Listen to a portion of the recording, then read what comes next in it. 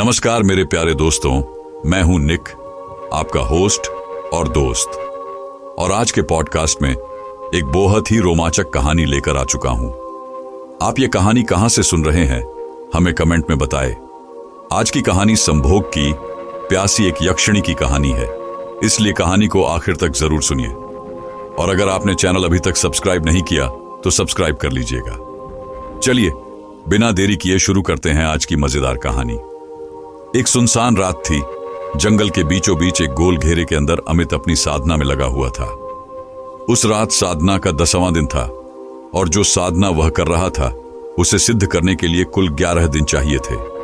निरंतर मंत्र जाप करते हुए वह साधना में व्यस्त था, लेकिन उसे ऐसा लग रहा था जैसे उसके आसपास कई जंगली जानवर घूम रहे हों और उसके शरीर पर उनके पैरों के निशान महसूस हो रहे थे।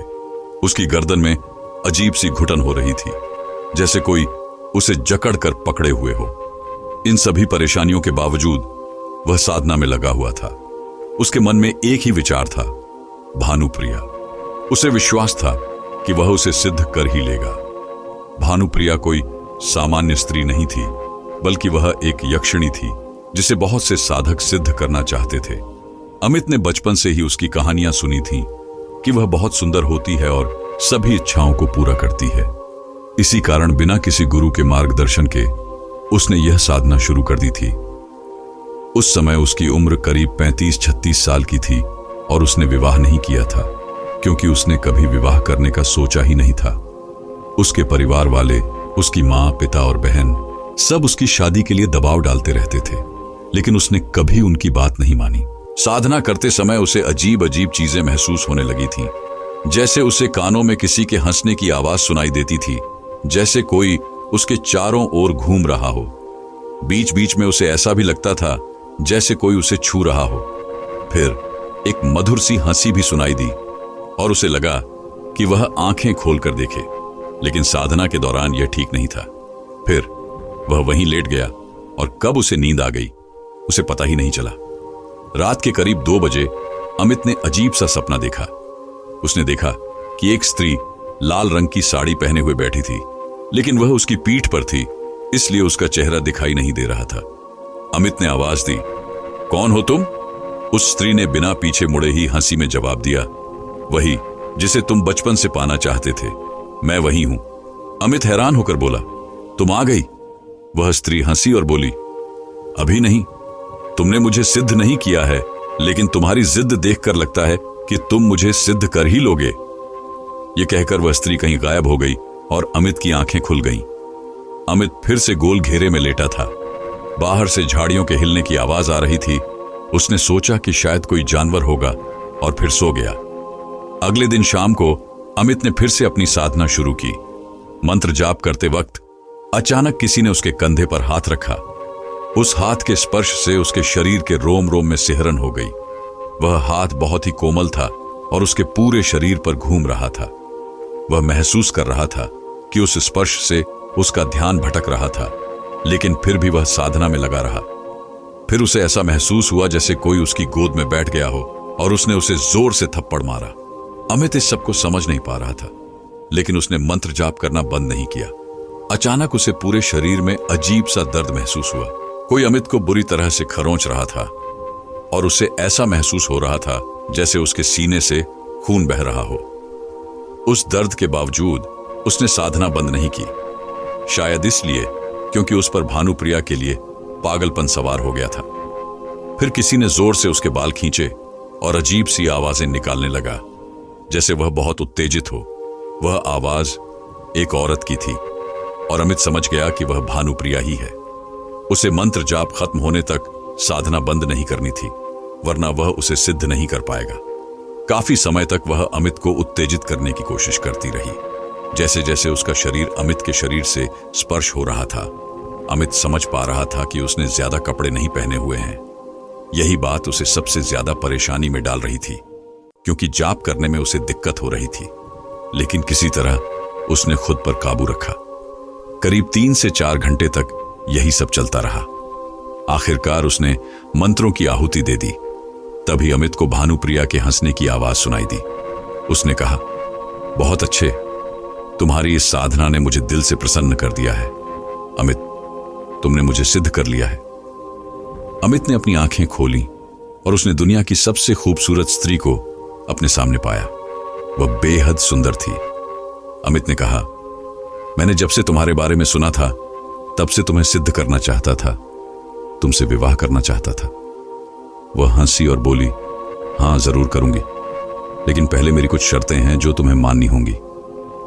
अमित ने कहा, मुझे तुम्हारी हर शर्त मंजूर है, कहो क्या चाहिए। उसने कहा, तुम्हें अभी इसी वक्त मुझसे विवाह करना होगा। अमित अपने परिवार के सामने उससे विवाह करना चाहता था, लेकिन फिर भी उसने उसकी बात मान ली। उसने कहा, मेरी दूसरी शर्त यह है कि मैं तुम्हें पत्नी के रूप में सिद्ध हो रही हूं, इसलिए मेरे अलावा तुम किसी पराई स्त्री से संबंध नहीं रखोगे। अमित बहुत खुश था। उसने कहा, मंजूर है, मुझे तुम्हारी हर शर्त मंजूर है। फिर दोनों ने उसी समय विवाह कर लिया।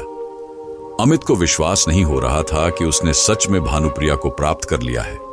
फिर अमित ने कहा, अब हमें घर जाना चाहिए, मेरे परिवार वाले तुमसे मिलकर बेहद खुश होंगे। लेकिन एक समस्या थी। जिस तरह के वस्त्र भानुप्रिया ने पहन रखे थे, उन वस्त्रों में अमित उसे घर नहीं ले जा सकता था। इसलिए अमित पहले बाजार गया और उसके लिए एक अच्छी सी साड़ी खरीद लाया। साड़ी पहनाकर अमित उसे अपने घर लेकर चला गया। जब अमित भानुप्रिया को लेकर घर पहुंचा तो उसने अपनी मां को बुलाया। मां, अरे ओ मां, देखो तो जरा मैं किसे लाया हूं। लीला, सतीश और शिवानी वहां आ गए। जब उन्होंने भानुप्रिया को देखा तो वे हैरान रह गए। शिवानी ने कहा, यह कौन है भैया? अमित ने कहा, अरे अपनी भाभी को नहीं पहचाना? कब से आप लोग मेरी शादी के पीछे पड़े हुए थे तो मैंने शादी कर ली। यह भानुप्रिया है और मैं इसी से प्रेम करता हूं। उसकी बात सुनकर सबके होश उड़ गए। उनके चेहरे पर गुस्सा भी था और खुशी भी, क्योंकि जाहिर सी बात है कि अमित ने उन्हें बिना बताए शादी कर ली थी। सतीश ने कहा, यह क्या, बिना बताए ही शादी कर ली? अरे हमें बताता तो क्या हम तेरी शादी नहीं कराते। लीला ने कहा, अरे जाने दो, कोई बात नहीं, कम से कम मरने से पहले बहू का चेहरा तो देख लिया, लेकिन बुरा तो मुझे भी लग रहा है। अमित ने कहा, हां मां, लेकिन स्थिति ऐसी बन गई थी कि हमें शादी तुरंत करनी पड़ी। शिवानी भानुप्रिया के पास आई और बोली, भाभी, आपके माँ बाप को पता है कि आपने शादी कर ली है? भानुप्रिया ने कहा, मैं इस दुनिया में बिल्कुल अकेली हूं, मेरा यहां कोई नहीं है। यह सुनकर सबको बहुत बुरा लगा। लीला ने कहा, अरे नहीं नहीं, हम हैं ना तुम्हारे पास। फिर उसने कहा, शिवानी जा अपनी भाभी को कमरे में ले जा। शिवानी भानुप्रिया को कमरे में ले गई। लीला ने अमित से कहा, बेटा ऐसा करते हैं कि कल सुबह बहू की मुंह दिखाई रख देते हैं, ठीक है ना? अमित ने भानुप्रिया को देखा तो उसके होश उड़ गए। वह बिना किसी वस्त्र के पलंग पर बैठी थी, मानो उसी का इंतजार कर रही हो। अमित उसे देखता रह गया और वह भी हल्की सी मुस्कान के साथ अमित को निहार रही थी। अमित उसके पास गया और भानुप्रिया ने अचानक से उसे पलंग पर खींच लिया। देखते ही देखते दोनों हमबिस्तर हो गए और रात भर संभोग किया। अगले दिन भानुप्रिया की मुंह दिखाई थी। शिवानी उसे तैयार कर रही थी। अमित के कुछ दोस्त भी उसके घर आने वाले थे, जो हमेशा अमित की शादी न होने का मजाक करते थे। अमित इस बात से बहुत खुश था कि भानुप्रिया को देखकर सबके होश उड़ने वाले हैं। ऐसा ही हुआ। उसके दोस्त घर आए और जब उन्होंने भानुप्रिया को देखा तो उसकी खूबसूरती देखकर सबको जलन हो गई। उसके एक दोस्त अंकित ने कहा, यार अमित, कौन से मंदिर में जाकर माथा टेक रहा था जो इतनी सुंदर पत्नी मिली तुझे? अमित ने कहा, यह किस्मत किस्मत की बात है। उसे बहुत अच्छा लग रहा था। सारे मोहल्ले वालों ने भानुप्रिया की तारीफ की और इससे लीला भी बहुत खुश थी। कुछ दिन ऐसे ही बीत गए। अमित भानुप्रिया के साथ बहुत खुश था। वे पूरा दिन एक दूसरे के साथ समय बिताते थे, मानो दोनों को एक दूसरे की लत लग गई हो। लेकिन इस वजह से अमित अपने काम पर ध्यान देना छोड़ चुका था। वह ज्यादातर समय भानुप्रिया के साथ कमरे में भोग विलास करता रहता था और यह बात लीला को पसंद नहीं आ रही थी। एक दिन लीला ने उसे बुलाया और कहा, यह सब क्या है? अपने बाबा के साथ दुकान पर क्यों नहीं जाता? अरे कब तक वह अकेले काम करेंगे? माना तेरा नया नया ब्याह हुआ है, लेकिन इसका मतलब यह तो नहीं है कि तू कमरे से बाहर ही ना निकले। अमित, दुकान जाकर अपने बाबा को कह दे कि वह घर आकर खाना खा ले। अमित का मन तो नहीं था, लेकिन फिर भी वह चला गया। उसके जाने के बाद भानुप्रिया रसोई में गई और उसे देखकर लीला ने कहा, चलो तुम्हारे पैर रसोई में तो पड़े, आज का खाना तुम बनाना, और किसी चीज की जरूरत हो तो मुझसे मांग लेना। यह कहकर लीला भी अपने काम में लग गई। भानुप्रिया ने लीला को अजीब तरीके से देखा और शिवानी ने यह देख लिया। उसने कहा, क्या हुआ भाभी, मां की ओर ऐसे क्यों घूर रही हो? आप इस घर की बहू हो तो आपको अपनी जिम्मेदारी तो निभानी ही होगी। चलो मैं भी तुम्हारी मदद करती हूं। दोनों काम पर लग गए और जैसे ही खाना तैयार हुआ, सतीश घर पहुंच गया और उसने कहा, आज मैं दुकान नहीं जाऊंगा, मेरी तबीयत कुछ ठीक नहीं लग रही। अमित दुकान बंद करके रात को लौट आएगा।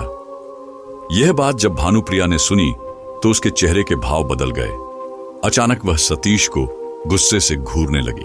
तभी शिवानी ने कहा, कोई बात नहीं, मैं भैया को खाना दे आऊंगी। फिर भानुप्रिया खुश हो गई और बोली, नहीं तुम नहीं जाओगी, मैं दे आऊंगी। लीला ने भानुप्रिया को रोकने की कोशिश की, लेकिन भानुप्रिया उसे नजरअंदाज करके दुकान चली गई। जब अमित ने उसे दुकान में आते देखा तो वह खुश हो गया और दोनों ने दुकान का दरवाजा बंद करके ही संभोग करना शुरू कर दिया। दुकान के अंदर से जो आवाज आ रही थी वह सुनकर आसपास रहने वाले बातें करने लगे और इसकी खबर लीला तक पहुंच गई। लीला ने जब इसके बारे में जाना तो वह शर्मिंदा हो गई और उसे गुस्सा आया। वह भानुप्रिया के घर आने का इंतजार करने लगी। करीब 2 घंटे बाद भानुप्रिया घर आई। तब शाम के 4 बज रहे थे। लीला ने पूछा, इतनी देर क्यों लग गई आने में? भानुप्रिया ने कहा, दुकान में ग्राहक बहुत थे, इसलिए उन्हें खाना पहुंचाने में समय लग गया। लीला ने कहा, तुझे उन्हें खिलाने के लिए नहीं, खाना पहुंचाने के लिए भेजा था। मैं अच्छे से जानती हूं तू क्या करने गई थी। मेरी बात ध्यान से सुन ले, तू अब अमित से दूर रहेगी। तेरी वजह से उसके काम का नुकसान हो रहा है। अब से तू रसोई में सोएगी, समझी? भानुप्रिया को यह बात बिल्कुल पसंद नहीं आई। उसने कहा, लेकिन वह मेरे पति हैं, तो उनके साथ समय बिताने में क्या हर्ज है? लीला ने कहा, हर काम का एक समय होता है। तू बेशर्म की तरह दुकान में जाकर उसके साथ यह सब करेगी तो हमारी क्या इज्जत रह जाएगी। इसलिए अब अगले 1 महीने तक तू उससे दूर रहेगी। यह कहकर लीला वहां से चली गई। रात के करीब 8 बजे अमित घर आया और जब वह कमरे में गया तो उसने देखा कि भानुप्रिया वहां नहीं है। वह उसे ढूंढते ढूंढते रसोई में पहुंच गया, जहां वह गुस्से में बैठी हुई थी। उसने पूछा, क्या हुआ, तुम यहां क्या कर रही हो? भानुप्रिया ने गुस्से में कहा, तुम्हारी मां ने मुझे तुमसे दूर रहने के लिए कहा है। उन्हें पता चल गया कि हम दुकान में क्या कर रहे थे।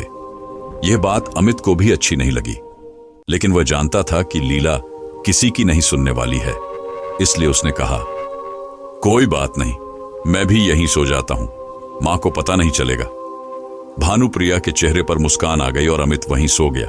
लेकिन आधी रात बीतने के बाद उसे ऐसा लगा कि भानुप्रिया उसे स्पर्श कर रही है और वह खुद भी उसे स्पर्श करने के लिए मचल गया।